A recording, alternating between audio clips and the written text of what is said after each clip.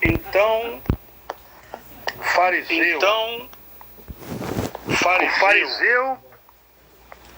o fariseu, ele é aquele que muitas vezes está com a escritura debaixo dos seus braços, ou usa ela como instrumento de pregação, instrumento de ensino, instrumento de ensino, se gabou de um título de liderança pastoral, biscopal, Peraí, eu mudei aqui o negócio.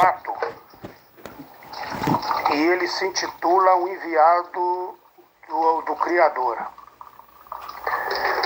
Porém, Yahshua chama muitos de fariseus. Era uma seita em Jerusalém, no Yerushalayim. Tinha os fariseus, saduceus, escribas, zelotes, tinha vários zelotes que tinham ali o zelo pela lei.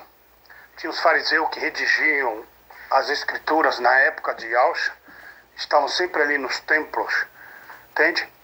Hoje você vê tantos fariseus erguendo templos, né? Redigindo bíblias, eles adaptam as bíblias, não é? Pagam uma taxa lá para a igreja católica e ela libera ali, na gráfica, eles imprimirem e editarem a Bíblia católica.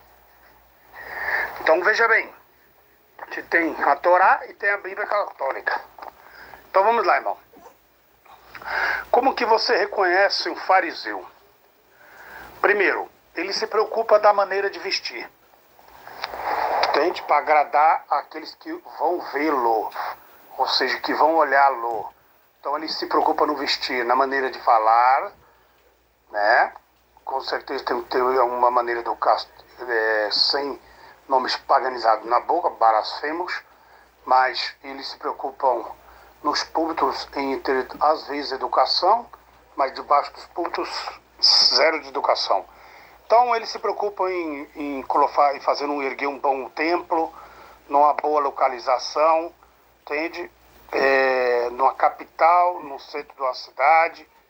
Algumas seitas gostam de ter nos bairros, porque ali estão os menos favorecidos. Eles vão pregar a doutrina da prosperidade, dos dízimos. Eles se preocupam com os dízimos, mas não estudam os dízimos verdadeiramente. Que significa, ou então não foi revelado para eles, que dizimar não é dinheiro, é cominho. Entende? Lá no judaísmo, no hebraico. Então era para levitas, que eles não trabalhavam. Então eles eram titulados sacerdotes. Bom, então eles se preocupam nos altares, como vai ser o altar que ele vai erguer, se é alto, se é baixo, se vai ter uma cruz, se não vai ter uma cruz. Tem lá a parte que coloca a Bíblia. Tem também o nome que eles escolhem para ir na frente da igreja, do seu templo. Mas eles não se preocupam em colocar o nome correto, verdadeiro. Eles pegaram da Igreja Católica. Tá bom, o nome que a Igreja Católica adaptou para mim tá bom. Para que eu vou mexer naquilo que já está feito? Eles não tiveram preocupação de procurar, de conhecer, de entender.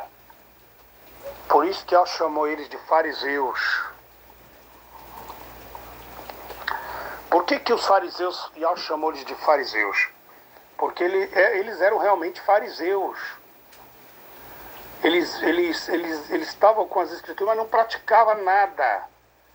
E os escribas estavam sempre redigindo a Bíblia, a escritura lá, a Torá, mas não praticavam.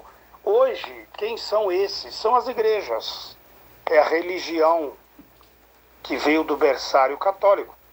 Por exemplo, a Igreja Católica, ela traduziu a Bíblia, a Escritura, e traduziu erroneamente. Nada a ver com o Torá, nada a ver com o hebraico.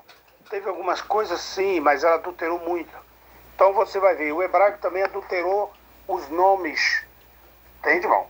Você pega, por exemplo, um pastor de uma igreja que vai lá, faz aquele espetáculo de expulsar demônios. e dá tudo aquele auê, tal, como se ele fosse ungido. Primeiro que, olha aí, já está o espírito engano aí.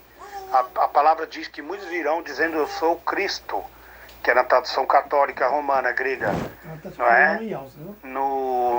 Na Brit Hadashah, no pacto, o novo pacto, que é a sequência do pacto, porque o Novo Testamento é para explicar a Torá, que Yahshua veio para reexplicar o que Moisés escreveu. Então na Brit Hadashah está dizendo que é ungido, tanto um Messias ungido.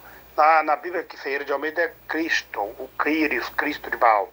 Então, quando a pessoa se intitula ungido na igreja, eu sou ungido, venha cá que eu vou orar por você, eu sou ungido. Ela está se colocando no lugar do